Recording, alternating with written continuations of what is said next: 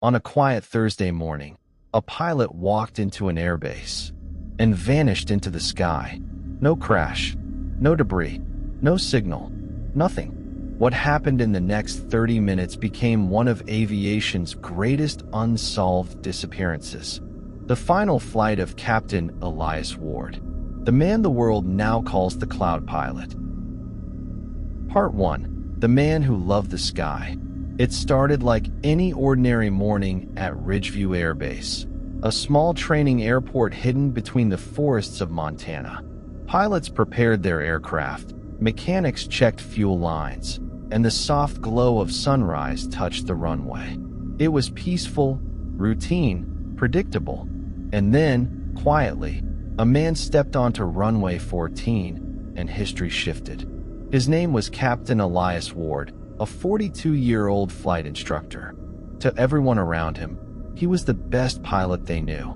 Calm, focused, kind. A man who carried the sky in his eyes. Students admired him. Colleagues trusted him. The town respected him like family. But behind that steady smile lived a storm no one could hear. Elias had flown all kinds of aircraft, gliders, small Cessnas, cargo planes. He used to say flying wasn't a job, it was his heartbeat. As a child, he'd lie on rooftops watching clouds drift until they swallowed the sun. The sky felt like home, wide, endless, forgiving. Life on the ground wasn't that gentle. He lost his mother early. His marriage slowly cracked under silence. His dream airline job vanished after budget cuts. Still, he never complained, never raised his voice, never asked for help. He simply carried himself gently, like a man moving carefully through a world too fragile to disturb. For years, no one noticed the quiet weight building inside him. Not until the day he disappeared into the clouds. Part 2. The Last Lesson. August 3rd. A Thursday that seemed like every other Thursday. But Elias arrived early. Too early. He walked past the hangars, past the offices, past the fuel trucks, heading straight towards Cessna 402 in 57LK, a twin-engine plane he knew by heart. Weather, clear. Fuel, full. Logbook, routine. But his behavior wasn't routine. At 7:41 a.m., cameras captured him sitting alone in the cockpit, not preparing for a lesson, not writing notes, just sitting, thinking, breathing. A mechanic later said. He looked peaceful, almost relieved, like he finally made a decision he'd been avoiding for years. Minutes later, he started the engines. No student, no flight plan, no training session, just a man and the sky. The control tower radio came alive. Cessna 57LK, confirm your training flight. A long silence. Then Elias replied softly, not a training flight today. The tower paused, confused. Captain Ward, state your intentions. Another breath. I just need some time in the air. I won't go near any towns. I'll stay clear of traffic. I promise. The controllers tried to stop him, but the engines roared. And at 7:49 a.m., Elias Ward lifted off for the last time. Part 3. The Flight No One Can Explain. At 7,000 feet, the world stretched below him like a living map.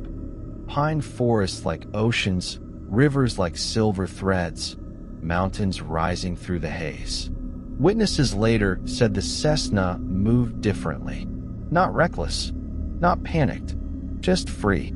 The tower called again. Elias, talk to us. What's happening? For the first time, his voice cracked. I spent my whole life teaching people to fly, and somewhere along the way, I forgot why I loved it. He dipped the plane over a valley glowing with sunlight. I just want to feel it one last time. The quiet, the freedom, the sky the way I knew it as a kid. 2 nearby training jets were sent to monitor him. They stayed at a respectful distance. One pilot later said, I've never seen anyone fly that smooth. It was like the plane trusted him. For the next 40 minutes, Elias didn't speak. He just flew, Wide arcs, gentle climbs, slow glides. At 8:33 a.m., he finally said, "Tell my students I'm proud of them. All of them." The tower grew emotional. "Elias, we can help you land. Whatever you're going through, you're not alone." Another long pause. "I'm tired, really tired." Part 4. Into the Clouds. At 8:41 a.m., Elias steered toward Cloud Ridge, a mountain wrapped in thick, silver fog. The Cessna sliced through the mist, vanishing and reappearing like a ghost. The jets behind him reported. Pilot is calm. No erratic behavior. Maintaining altitude. He wasn't trying to escape. He wasn't trying to hide. He was simply letting go. At 8:47 a.m., his final transmission came. "Thank you for everything. You've all been very kind." The Cessna dipped into the clouds. The radar blinked. Once. Twice. Then nothing. No distress call. No emergency beacon. No impact signal. Search teams covered 170 square miles of forest. They found nothing. No wing. No metal. No fuel trail. The plane and Elias Ward had vanished. Part 5. The Legend of the Cloud Pilot. In the days that followed, theories exploded. Did he crash in fog too deep to see? Did he glide onto a hidden valley? Did he fly beyond radar range? No one knows. Some called him selfish. Others called him lost. But the world remembered him as something else. The Cloud Pilot. Not because he disappeared, but because he flew like someone who truly belonged to the sky. Hikers near Cloud Ridge still claim that on misty mornings, they hear the soft hum of an engine above the clouds, a lonely plane drifting through the fog. Maybe imagination, maybe not, but the legend remains. A man who didn't run from life. He ran toward the only place he ever felt alive.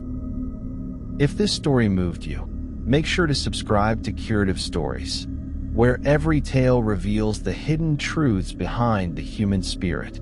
Because sometimes, the most unforgettable stories aren't about the world we live in, but about the people who rise above it.